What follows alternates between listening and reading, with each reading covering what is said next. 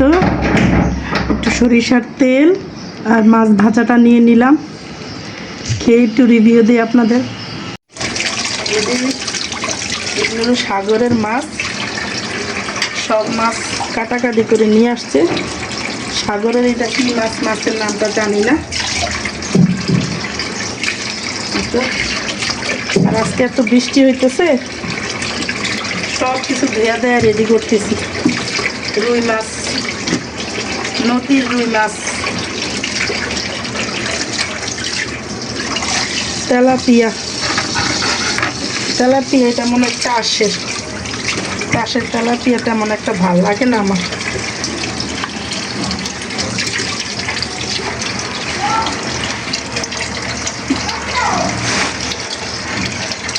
সবগুলা মাছ সুন্দর মতো কাটাকাটি করে নিয়ে আসলো, ভালোই হইলো।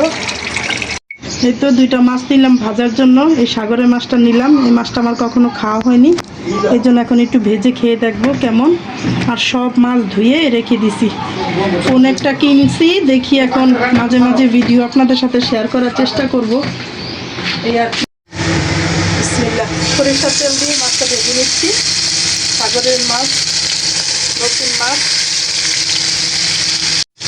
অল্প অল্প করে বাচ্চা সেগুলি কমে নাই। আজকে যদি আল্লাহ যদি বাচ্চার শরীরটা ভালো হয় লাগে আর আজকে বেশি কেউ লাগে।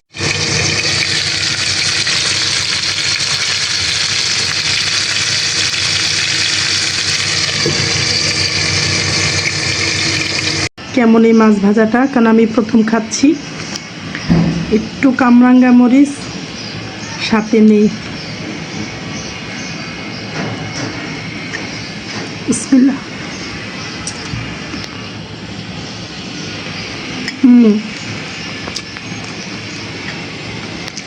এটা স্বাদটা আমি ইলিশ মাছের স্বাদ পাচ্ছি। আর এই তো এখানে ছাদ বাগানের চালকুনা দিয়ে কড়া করে মাছ ভেজে রান্না করলাম।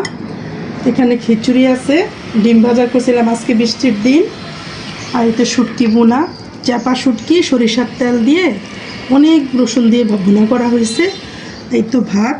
এই হলো আজকে রান্না বান্না আয়োজন। একদম ইলিশ মাছের স্বাদ ফিলটা পাবেন আর কি খেলে।